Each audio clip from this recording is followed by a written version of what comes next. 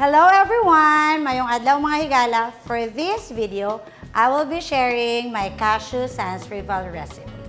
For the ingredients, we need 1 1/4 cups egg whites, 1 teaspoon cream of tartar, 1 cup granulated white sugar, and 1 cup cashew nuts. And then for the buttercream, we need 1 cup again granulated white sugar, 1/2 cup water, 1 teaspoon vanilla extract, 8 pieces egg yolks, and 2 cups Arla butter. So first, let's do the meringue. So whip first your egg white and your cream of tartar.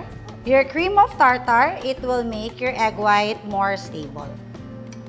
Tapos, whip mo muna to until frothy bago natin ilagay or ihulog ang sugar. Then, once frothy na siya, hulog na natin to.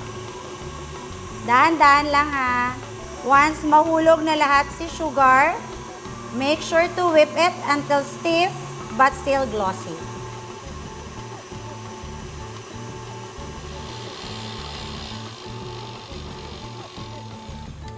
After mga 5 to 6 minutes, stiff na yan. Okay? So, this is what we call stiff but still glossy. Then, fold natin half ng cashew nuts. For the pan, we will need 2 cookie sheets. Okay? So, depende naman yung cookie sheet sa laki ng oven nyo. If your oven is small, then yung maliit na cookie sheet. Okay?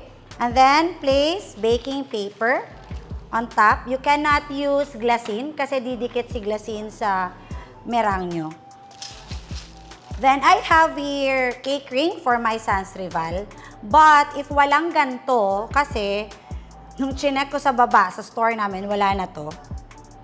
You can always draw kung anong laki ng Sans Rival ang gusto mo. Draw, tapos balik ta rin, and then use your piping bag. Diba? Pwede yun. Hindi kailangang ring talaga. So, the size of my ring is around 8.5 inches. So, kasya siya 2. Use your offset spatula para ma-flatten mo siya. Then, remove. Tapos, add.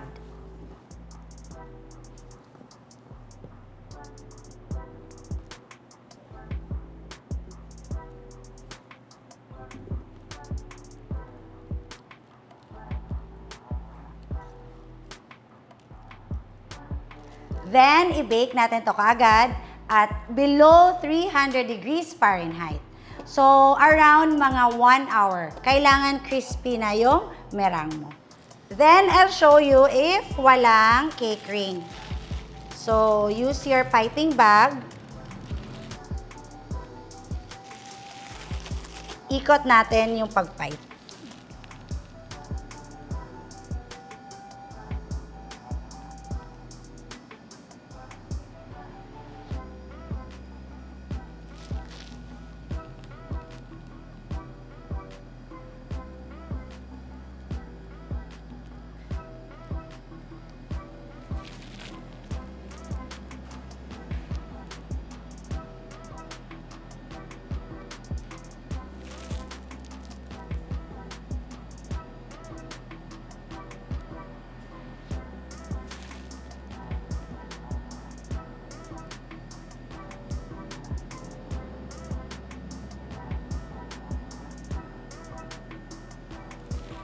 Then, the other one.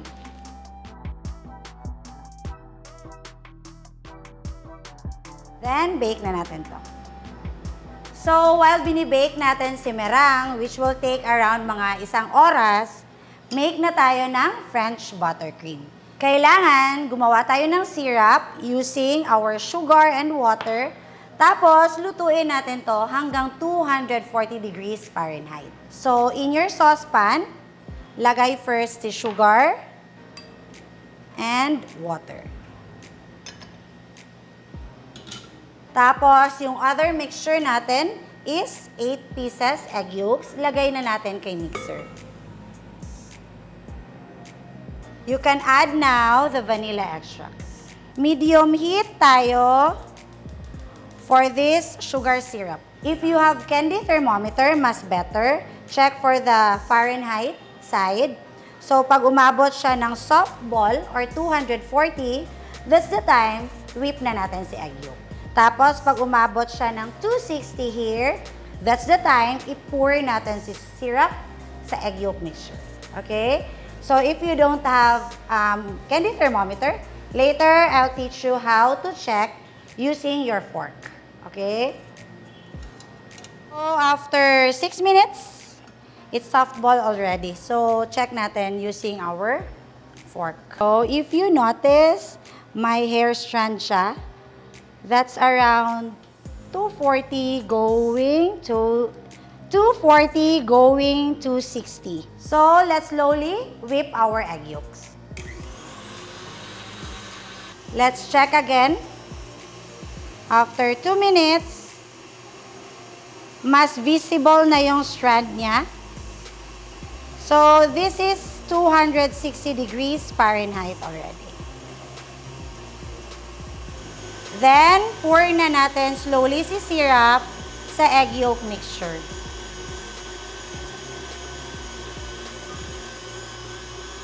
Once nahulog na si syrup, whip natin to around 5 minutes. After 5 minutes, mag-light yellow in color na yung egg yolk with syrup. Okay? Then, let's change to paddle attachment if you're using KitchenAid. If you're using hand mixer, then same attachment lang yun.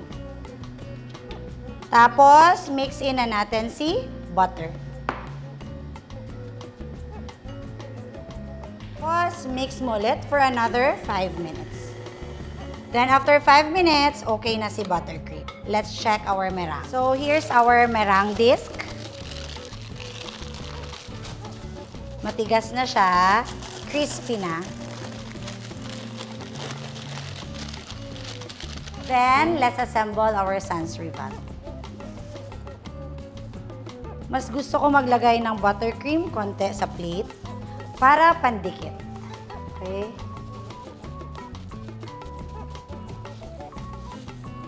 Tapos, in between the meringue disc, lagyan mo ng French buttercream.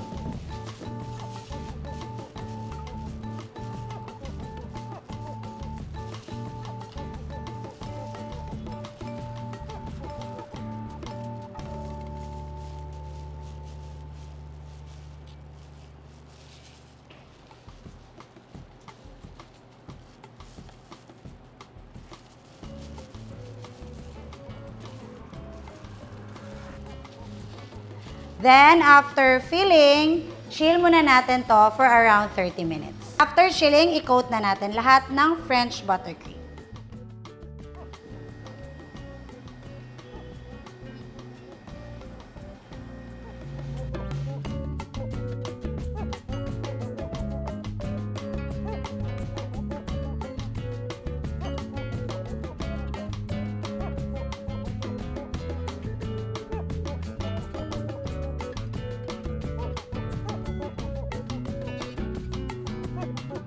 Coating the meringue, lagay na natin si cashew nuts.